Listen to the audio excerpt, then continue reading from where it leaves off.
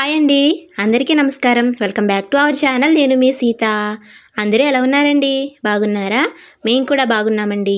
మీరందరూ కూడా బాగుండాలని ఆ దేవుని మనస్ఫూర్తిగా కోరుకుంటున్నాను. ఈరోజు మన వీడియో ఏంటంటేనండి, ఈరోజు వీడియోలోనండి నేను కొంచెం డిఫరెంట్గా ఒక కర్రీని అయితే చేశాను. అదేంటంటేనండి, మా ఇంట్లో మేము పెంచుకుంటున్న 3 రకాల ఆకుకూరల్ని వేసి అందులోనూ చిన్న ఉల్లిపాయలు వేసి పులుసు పెట్టానండి. కర్రీ అయితే చాలా బాగా వచ్చింది.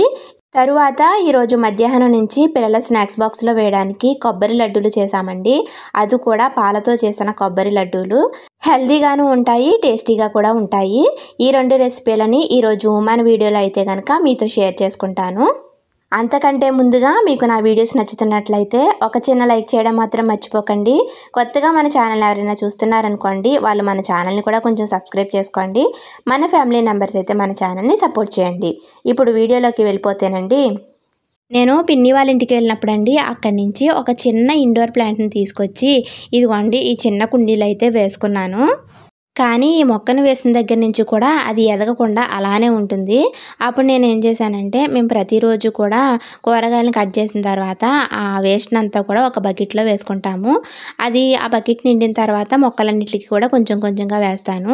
ఈ మొక్కకు బలం సరిపోక అలా ఉంటుంది కదా అని నేను కూరగాయల వేస్ట్ని కొంచెం, తర్వాత ఏమో మాకు పొలంలో ఆవు ఉంది కదండి, ఆవు ఎరువును కూడా తీసుకురమ్మని చెప్తే తాతయ్య తీసుకొచ్చారు. ఆ రెండింటిని కూడా ఆ మొక్క చుట్టూరు వేసేసాను. ఆ రోజు నేను కూరగాయల వేస్ట్ని కూడా మొక్క చుట్టూరు వేయడం వల్ల అనుకుంటండి, నేను విత్తనాలు వేయకుండానే తోటకూర మొక్కలైతే ఈ కుండీలో మొత్తం చుట్టూరు కూడా తోటకూర మొక్కలు మొలిచాయి. అవన్నీ కూడానండి ఆ ఇండోర్ ప్లాంట్తో పాటు ఆ తోటకూర మొక్కలు కూడా చాలా హెల్తీగా పెరిగిపోయాయి. చూశారు కదండి, తోటకూర ఇంత ఎత్తు అయితే పెరిగిపోయింది, చాలా బలంగా కూడా ఉంది. దీంతో పాటు ఇండోర్ ప్లాంట్ కూడా చాలా హెల్తీగా అయితే పెరుగుతుంది. ఇలా విత్తనాలు వేయకుండానే తోటకూర పెరిగింది. ఇప్పుడు పాలకూర గురించి చెప్తాను వినండి. మేము ఈ మధ్యన ఒకరోజు పాలకూరను కొన్నప్పుడండి, ఆ రోజు పాలకూరని వేరులతో సహా కట్టగట్టి అమ్మారు. ఆ రోజు పాలకూర ఆకుల్ని కట్ చేసేసిన తర్వాత ఆ వేరుల్ని ఇదిగోండి ఇంట్లో ఉన్న చిన్న ప్లాస్టిక్ బాక్స్లో మట్టి వేసి ఆ మట్టిలో అయితే పాలకూర ఈ వేరులను అయితే నాటాము. అప్పటి నుండి కూడా గ్రోత్ రావడం అయితే స్టార్ట్ అయింది. పాలకూర కూడా ఇదిగోండి చాలా బాగా పెరుగుతుంది. ఈరోజు తోటకూర ఇంకా పాలకూర రెండింటిని చూపించేశాను. ఆకులు చూసారండి, చాలా పెద్ద పెద్దగా ఉన్నాయి. ఇప్పుడు కొంచెం పాలకూర, కొంచెం తోటకూర, ఈ రెండింటితో పాటు అండి మా ఇంట్లో బచ్చల కూర కూడా ఉంది. ఇదిగో అండి బచ్చల కూర. బచ్చల కూరలో ఇదొక రకం అండి. ఇప్పుడు నేను ఈ ఆకుకూరలన్నిటిని కూడా కట్ చేసేసుకుంటున్నాను. ముందుగా తోటకూర అండి. ఈ తోటకూరని వేళ్ళతో సహా మొత్తం తోటకూరని పీకేద్దాం అనుకున్నాను ముందు నేను. మళ్ళీ మనసొప్పట్లేదండి, అందుకని చివరి కాడలైతే ఉంచుతున్నాను. మళ్ళీ వస్తుంది కదా చూద్దాంలే అన్నట్టు చివరి కాడలను అయితే అలానే ఉంచుతున్నాను. తర్వాత పాలకూర ఆకుల్ని కూడా కట్ చేసేసుకుంటున్నాను. ఇదిగో అండి ఇప్పుడు బచ్చల కూరను కూడా కట్ చేసేసుకుంటున్నాను. ఇది నాటు బచ్చల కూర అండి. నేను ఇప్పుడు వరకు కూడా మీకు తీగ బచ్చలనే చూపించాను కదా, అదేమో హైబ్రిడ్ బచ్చల కూర అండి. ఇదేమో నాటు బచ్చల కూర మా పొలాల్లో ఉంటుంది. పొలం నుంచి చిన్న మొక్కనైతే తీసి తెచ్చుకుని ఇంటి దగ్గర వేసుకున్నాము.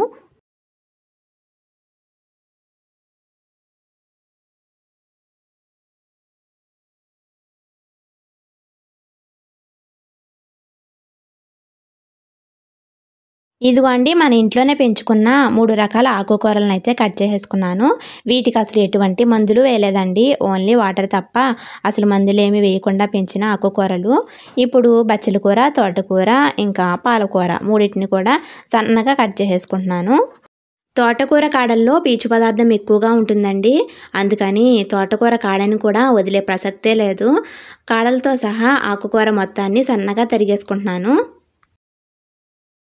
ఇప్పుడు లోపలికి వచ్చేసి ఆకుకూరలతో చిన్న ఉల్లిపాయలు వేసి పులుసుని ఎలా వండుతున్నానో అది కూడా మీకు చూపిస్తానండి.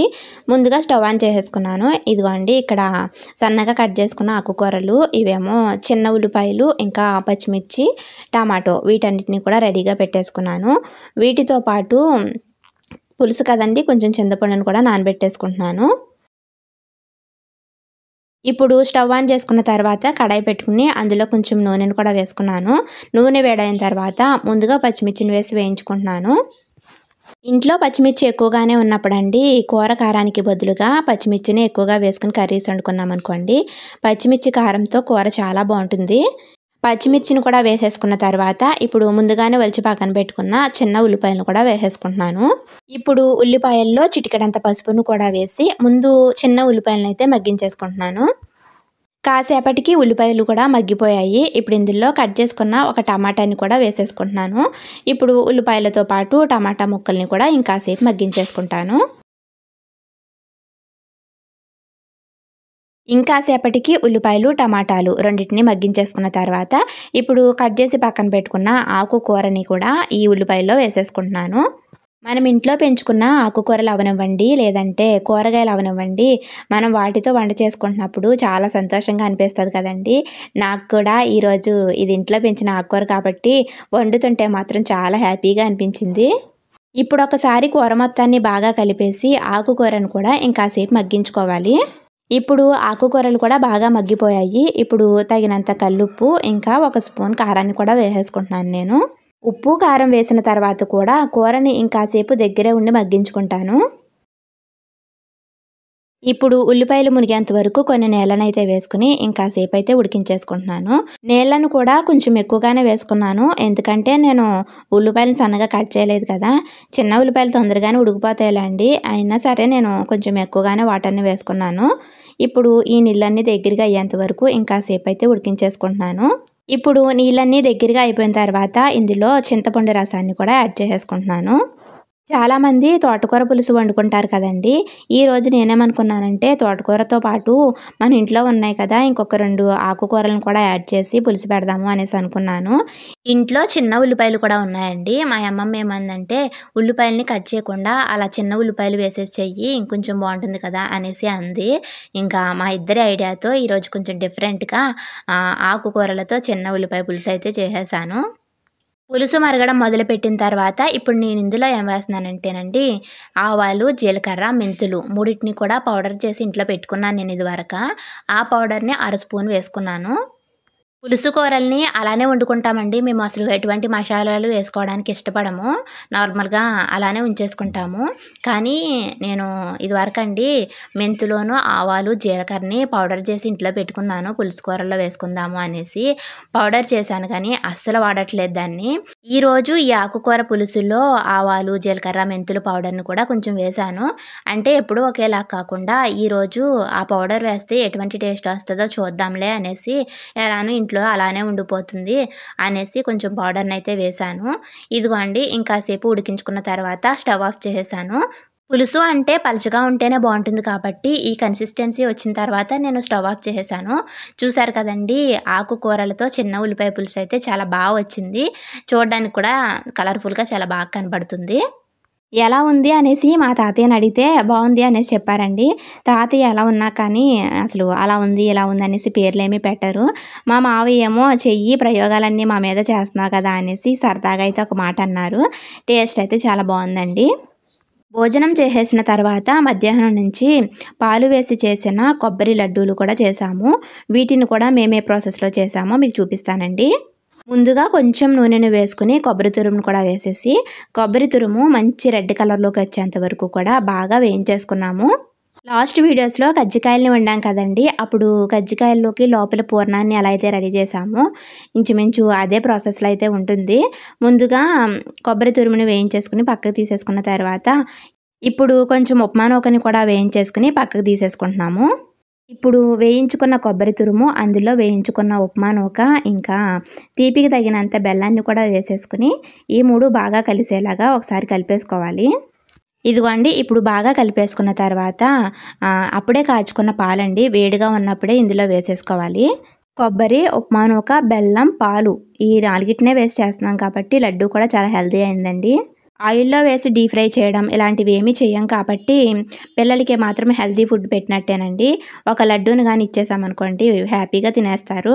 లడ్డూలని చుట్టడానికి వీలుగా ఉండేలాగా కొన్ని పాలను వేసుకుంటే సరిపోతుంది. లడ్డూలని పాలతో చుడుతున్నాం కాబట్టి ఇవి ఎక్కువ రోజులు నిల్వ ఉండవండి. వారం లోపులోనే తినేయాలి. ఫ్రిడ్జ్లో పెట్టుకున్నాం అనుకోండి అంతకంటే ఎక్కువ నిల్వ ఉంటాయి, కానీ బయట ఉంచితే అంతకంటే ఎక్కువగా నిల్వ ఉండవు. ఇలా చిన్న చిన్న లడ్డూలను అయితే మేము చుట్టేసుకుంటున్నాము. ఇంట్లో 3-4 కొబ్బరికాయలు ఉన్నప్పుడు కూడా ఇలా చేసేసుకున్నాం అనుకోండి సింపుల్గాను అయిపోతుంది, టేస్టీగా కూడా ఉంటాయి. కొబ్బరి లడ్డూలను చేసే ప్రాసెస్ మాత్రం సింపుల్గానే ఉంటుందండి. కానీ కొబ్బరిని తురిమేటప్పుడు మాత్రమే చాలా కష్టం అనిపిస్తుంది. ముందుగా ఒక లడ్డూని నేను తినేసి టేస్ట్ ఎలా ఉందో మీకు చెప్తున్నాను. బాగుందండి, టేస్ట్ అయితే చాలా బాగుంది.